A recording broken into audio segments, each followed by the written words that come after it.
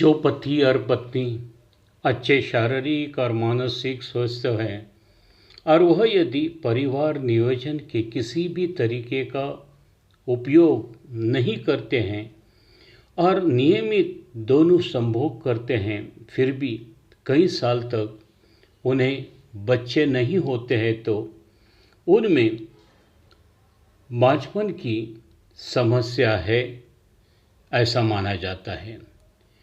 उन्हें बांझपन के लिए दोषी भी माना जाता है। बांझपन का दोष उनमें से पुरुष या स्त्री दोनों के कारण हो सकता है। कई लोग बांझपन का दोष सिर्फ महिला के ही माथे पर लगाते हैं, उसे बांझ मानकर कभी कभी उसे ससुराल में बहुत ही सताया जाता है। कुछ पुरुष किसी अच्छे डॉक्टर के पास जाकर अपनी जांच न करते हुए पत्नी को बच्चा नहीं होता है इसलिए दूसरी शादी कर लेते हैं। केवल पत्नी को ही बांझपन के लिए जिम्मेदार ठहराना बहुत ही मूर्खतापूर्ण और गलत सोच है। यहाँ तक कि कुछ पुरुष और महिलाएं उस महिला के बांझपन में कुछ भी गलती नहीं होते हुए भी उसे समाज में अपमानित करने की कोशिश भी करते हैं, और अगर दोष है भी तो वह स्वाभाविक है, उसने उसे जानबूझकर नहीं बनाया। कुछ मूर्ख पुरुष और महिलाएं निस्संतान महिला को व्यंग्यात्मक टिप्पणी करके परेशान भी करते हैं। बांझ पति और पत्नी में लगभग 40% दोष पुरुषों में होते हैं, तो आमतौर पर उतने ही प्रतिशत एक महिला में ही होता है। 20% मामलों में दोनों में दोष हो सकता है। कुछ मामलों में यह भी देखा गया है कि उन पति पत्नी में कोई भी शारीरिक दोष नहीं होता है, लेकिन कुछ मानसिक कारणों से गर्भधारणा नहीं होता है। कभी कभी कामशास्त्र की पूरी जानकारी न होने के कारण बांझपन की समस्या पाई जाती है। बांझपन निर्माण होने के मानसिक कारण बहुत ही कम होते हैं, पर शारीरिक कारण ही अधिक होते हैं।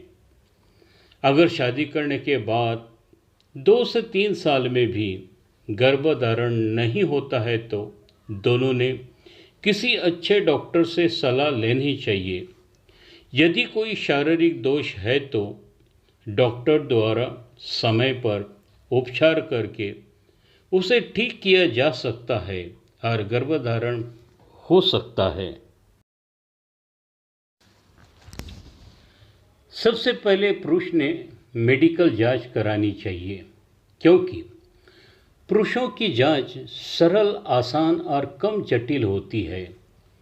यदि पुरुष की चिकित्सा जांच में कोई दोष नहीं पाया जाता है, तो महिला के लिए यह बेहतर है कि वह इसकी जांच करवाए, या पति पत्नी ने एक ही समय में अच्छे डॉक्टर से जांच करा के ले।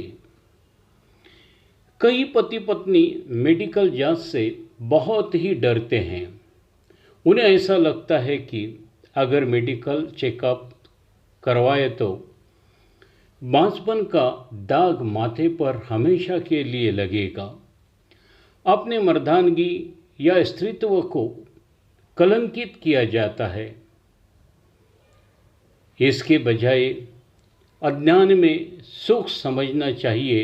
इस प्रवृत्ति के कुछ पति पत्नी होते हैं, खुद में किसी चीज़ की कमी का एहसास ही इंसान को डरा कर रख देता है। सारी आशा खो देते हैं।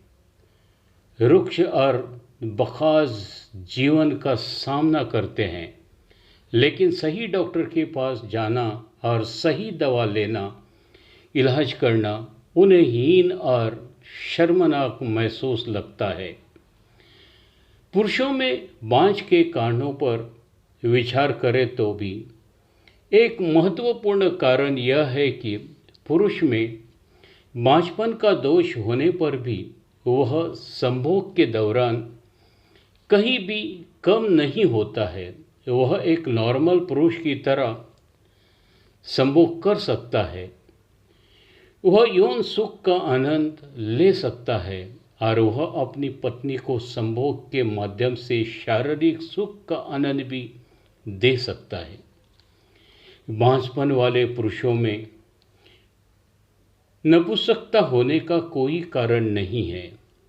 नपुंसकता तब होती है जब किसी पुरुष का लिंग ठीक से बढ़ जाता है, लेकिन वास्तविक संभोग के दौरान यौन भावनाएं उत्पन्न होने पर भी लिंग सख्त नहीं होता है, या अगर यह सख्त हो जाता है पर योनि में डालने से पहले ही ढीला हो जाता है, या योनि में प्रवेश करने और संभोग शुरू करने के तुरंत बाद सिकुड़ जाता है, इस प्रकार को यौन रोग भी कहा जाता है।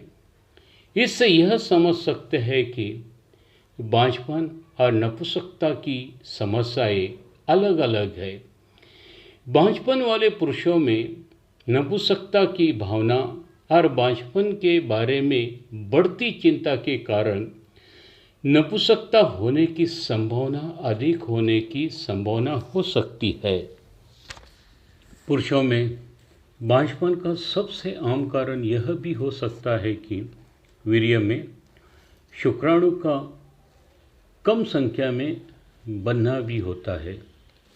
कुछ शारीरिक दोष के कारण वीर्य में आवश्यक शुक्राणु का उत्पादन नहीं होता है।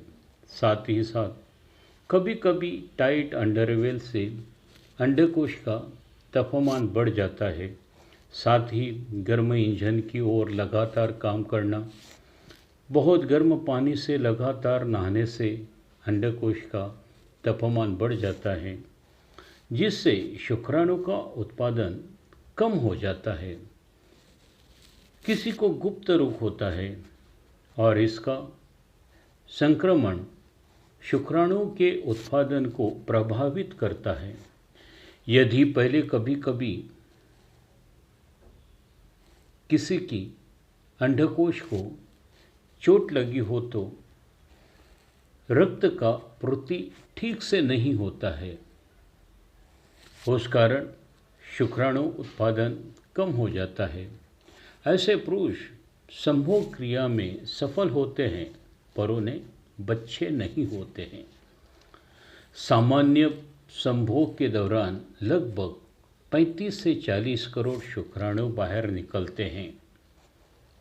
बांझपन तब होता है जब शुक्राणु की संख्या 2 करोड़ से भी कम होती है और वे जोरदार नहीं होते हैं।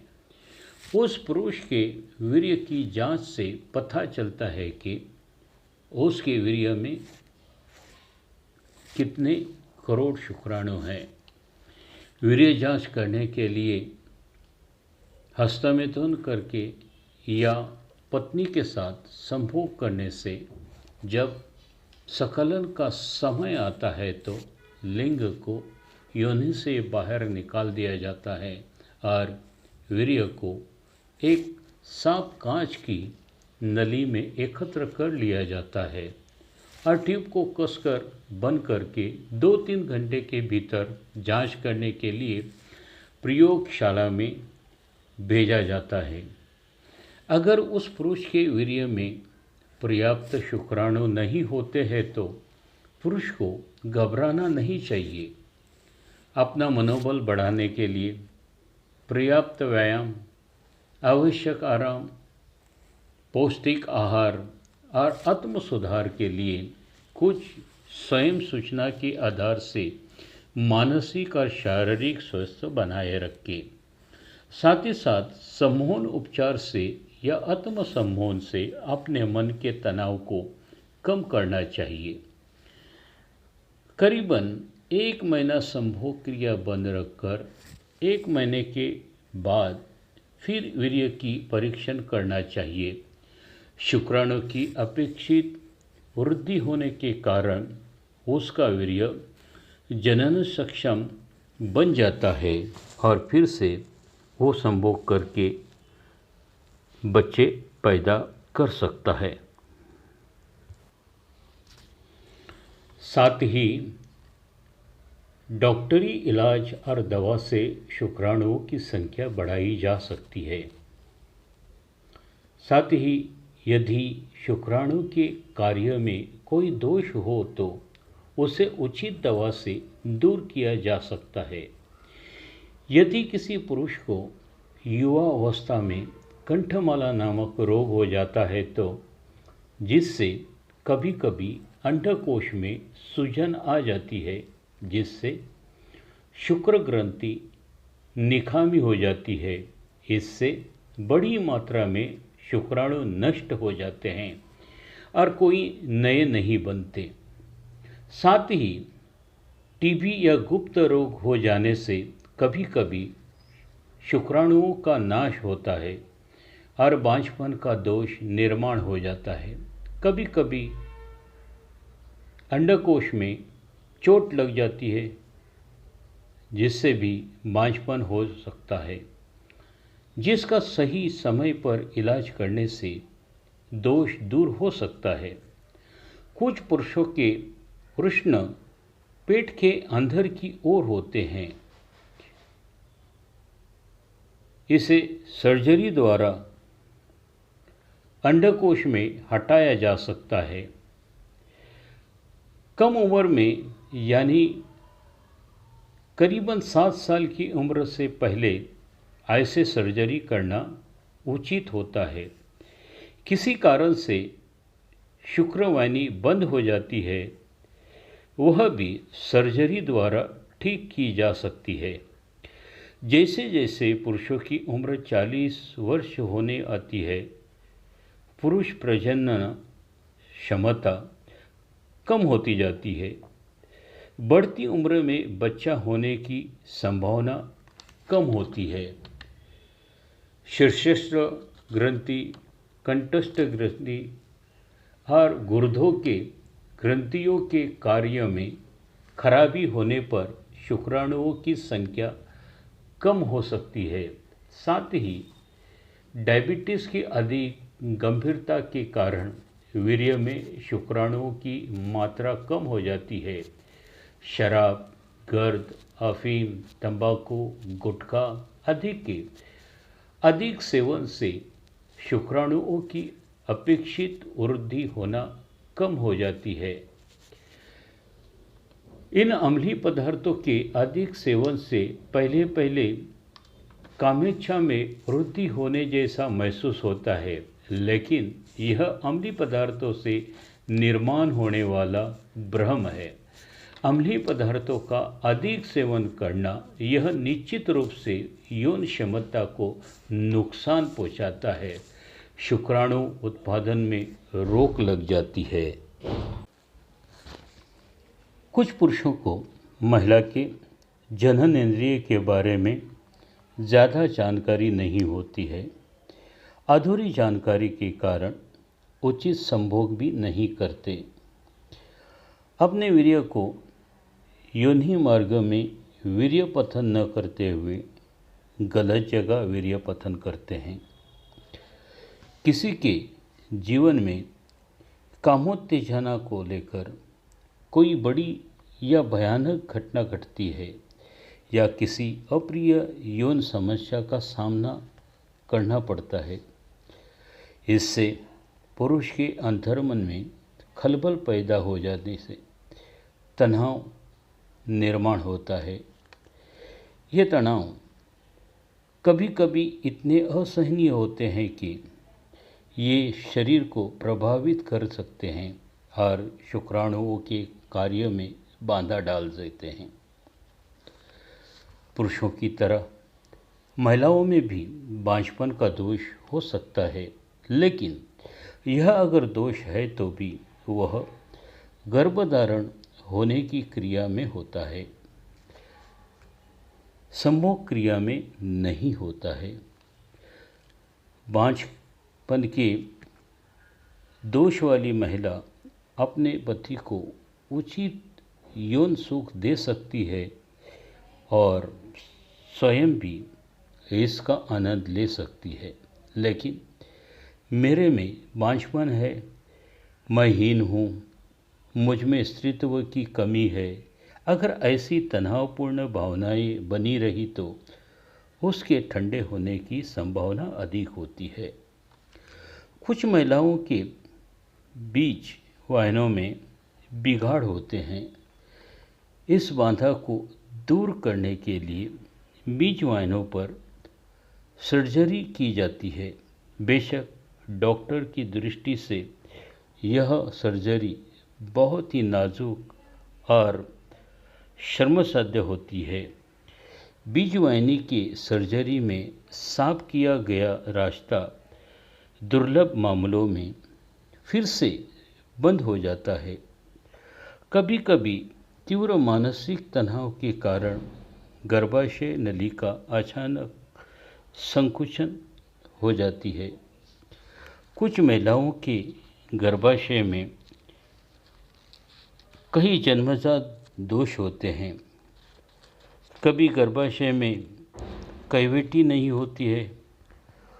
कुछ महिलाओं के गर्भाशय बहुत ही छोटे होते हैं या कुछ का विकास रुक जाता है। कुछ का गर्भाशय मुड़ा हुआ या झुका हुआ होता है। कभी कभी गर्भाशय में पर्दा आता है।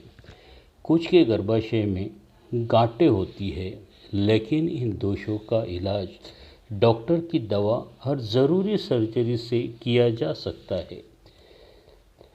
क्यूरेटिंग से भी फ़ायदा होता है। कुछ महिलाओं को अनियमित पीरियड होते हैं। मासिक धर्म के दौरान कुछ स्राव बहुत ही कम या अधिक हो जाता है। उचित दवा से मासिक धर्म को नियमित किया जा सकता है। ज़्यादातर मासिक धर्म की शिकायतें मानसिक कारणों से होती है। उसके ऊपर सम्मोहन चिकित्सा बहुत ही फायदेमंद होती है। टीबी, कैंसर, डायबिटीज़, गुर्दे की बीमारी, गुप्त रोग आदि जैसे रोग भी बांझपन का कारण बनते हैं। इन रोगों के लिए अच्छी दवाई उपलब्ध है और डॉक्टर के सलाह और इलाज की मदद से बांझपन की समस्या ठीक की जा सकती है। कभी कभी किसी महिला की योनि में संभोग के दौरान होने वाला योनि स्राव बहुत ही तीव्र और जहरीला होता है। वह शुक्राणु कोशिकाओं को मार सकता है, शुक्राणु के कीटाणुओं को मारता है। उसके लिए उपयुक्त औषधीय मलम आदि का प्रयोग किया जा सकता है। पुरुषों और महिलाओं में बांझपन के मानसिक कारण बहुत ही कम होते हैं, जबकि शारीरिक कारण ही अधिक होते हैं। शारीरिक दोषों का इलाज डॉक्टर के उचित दवाओं से या सर्जरी द्वारा किया जा सकता है।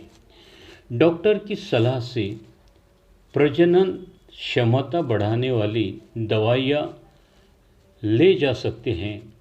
यदि शुक्राणुओं की संख्या कम है या उनमें कुछ दोष है तो डॉक्टर गोलियां या इंजेक्शन लिखकर दे सकते हैं। यदि वीर्यवाहिनी बंद है तो उसे सर्जरी द्वारा खोला जा सकता है। इसके लिए बांझ जोड़ियों को बिना किसी झिझक या शर्म के जल्दी से जल्द किसी अच्छे डॉक्टर के पास जाना चाहिए। बिना कोई छुपाए अपनी पूरी जानकारी डॉक्टर को आसानी से और खुलकर देना चाहिए। महिलाओं के बांझपन के लिए कारण बनने वाले गर्भाशय दोष, योनि दोष, वृषण दोष, बीजवाहिनी के दोष उचित डॉक्टरी इलाज से ठीक किए जा सकते हैं। अर्थात सभी प्रकार के बांझपन के दोष 100% ठीक होते ही है, ऐसा नहीं। यदि उचित सभी उपचार करने से भी गर्भधारणा संभव नहीं हुई तो टेस्ट ट्यूब बेबी का एक पर्याय लिया जा सकता है। वैसे भी कृत्रिम गर्भधान से गर्भधारण संभव है। इस विधि में पति के वीर्य को कृत्रिम रूप से यानी पिचकारी वाले ट्यूब के माध्यम से पत्नी के गर्भाशय में छोड़ा जाता है और गर्भाशय में गर्भधारण किया जाता है, जिससे बच्चा होने की संभावना बढ़ जाती है और आप बांझपन का दोष जो है वो दूर होकर आपको पुत्र या पुत्री प्राप्त हो सकता है। और यदि यह संभव नहीं है तो उन्हें एक बच्चा गोद लेना चाहिए और मातृत्व और पितृत्व की अपनी खुशी को पूरा करना चाहिए। उसमें कुछ भी गलत नहीं है। बांझपन का दोष काफ़ी हद तक शारीरिक होने के कारण सम्मोहन चिकित्सा से ठीक होने की संभावना कम होती है, लेकिन सम्मोहन उपचार से बांझपन वाले जोड़ों में मनोबल बढ़ा सकते हैं। उनमें की बांझपन के कारण होने वाली हीनता की भावना को दूर किया जा सकता है। कुछ जोड़े बच्चा पैदा करने का रास्ता खोजने के लिए चरम सीमा तक जाते हैं। उन्हें समझाया जा सकता है। बांझपन के कारण अक्सर पति पत्नी के बीच बड़े झगड़े का कारण बनता है। साधारण सी बात से झगड़े होते रहते हैं। सम्मोहन चिकित्सा से इन चीज़ों को रोका जा सकता है। सम्मोहन उपचार के सहायता से पुरुषत्व और स्त्रीत्व को देखने के पुराने तरीके को बदलकर मन को बड़ा किया जा सकता है।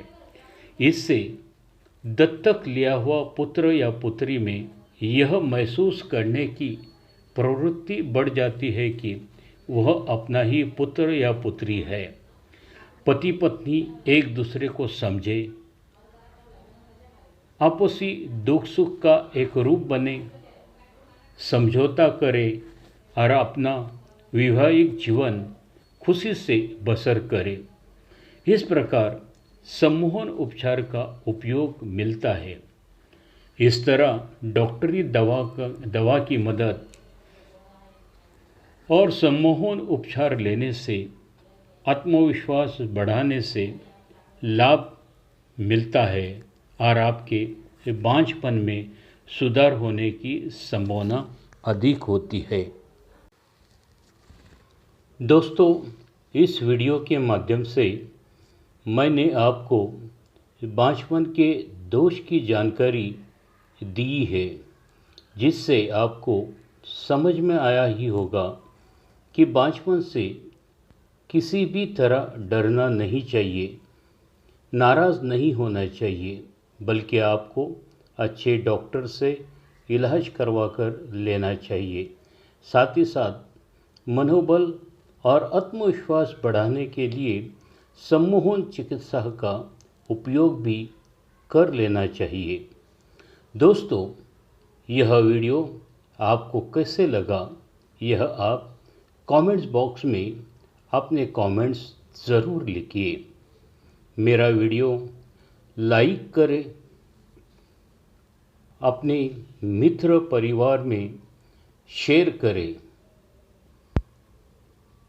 और अगर आपने अभी तक मेरा चैनल सब्सक्राइब नहीं किया है तो ज़रूर सब्सक्राइब कर लीजिए और आइकॉन बेल दबाइए ताकि मेरे सारे वीडियोस आपको सबसे पहले मिले। मेरा यह वीडियो पूरा देखने के लिए मैं अपने पूरे दिल से आपका धन्यवाद मानता हूँ।